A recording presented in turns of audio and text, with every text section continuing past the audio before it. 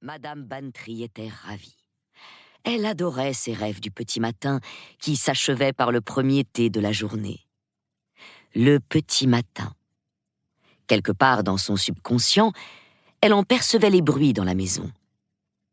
Le raclement sur leur tringle des rideaux de l'escalier tiré par la femme de chambre, celui du balai et du ramasse-poussière de la bonne dans le couloir, plus loin, le lourd claquement du loquet de la porte d'entrée que l'on déverrouillait. Un nouveau jour commençait. En attendant, il fallait profiter au maximum de cette exposition florale, car déjà sa nature onirique devenait de plus en plus apparente. À l'étage au-dessous, les persiennes en bois du salon furent ouvertes. Elle entendit sans entendre. Pendant une bonne demi-heure encore, la rumeur habituelle de la maison allait continuer, discrète, étouffée, sans la déranger tant elle lui était familière. Jusqu'à atteindre son point culminant.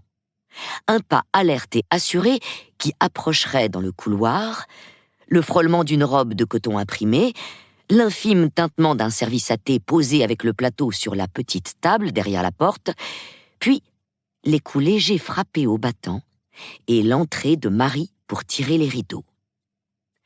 Dans son sommeil, Madame Bantry fronça les sourcils. Quelque chose d'insolite venait perturber son rêve, quelque chose d'intempestif. Les pas dans le couloir, trop précipités, trop tôt. Elle attendit inconsciemment les tintements de la porcelaine, mais la porcelaine, point ne tinta. Les coups furent toqués à la porte. De façon automatique, du fond de son sommeil, Madame Bantry répondit « Entrez !» On ouvrit. Elle attendit le glissement des rideaux sur leur barre. Mais les rideaux ne glissèrent pas. Dans la pénombre verte de la chambre, la voix de Marie s'éleva, haletante, affolée. « Madame, Madame, il y a un cadavre dans la bibliothèque !» Puis, secouée de sanglots nerveux, elle se précipita hors de la pièce. Madame Bantry se dressa sur son séant. Soit son rêve avait pris une tournure très étrange, soit Marie avait vraiment fait irruption dans la chambre et dit, incroyable, extravagant, qu'il y avait un cadavre dans la bibliothèque. Impossible, décréta Madame Bantry.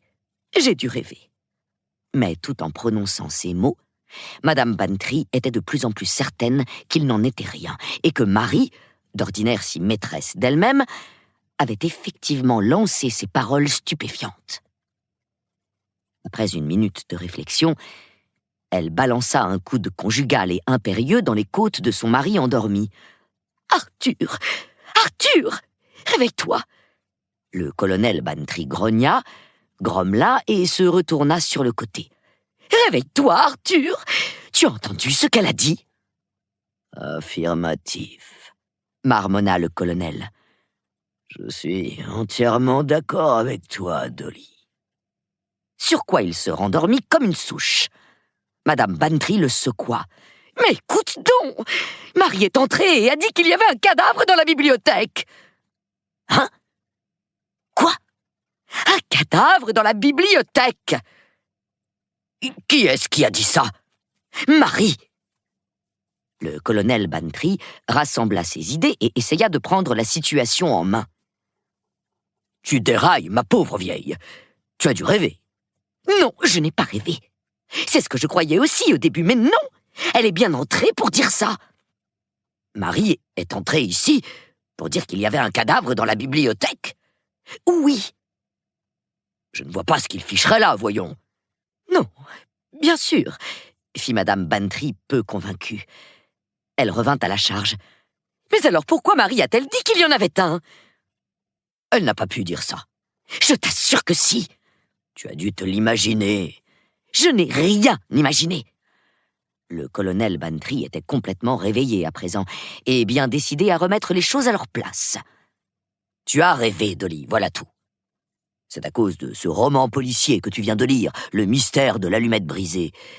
Tu sais bien, celui où Lord Edgbaston découvre une magnifique blonde réduite à l'état de cadavre sur la peau d'ours de la cheminée de sa bibliothèque.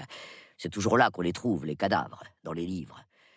Mais je n'en ai jamais rencontré un seul. Para seguir escuchando este audiolibro gratuitamente, haz clic en el enlace de la descripción y podrás escucharlo completo sin coste gracias a la prueba de 30 días de Audible.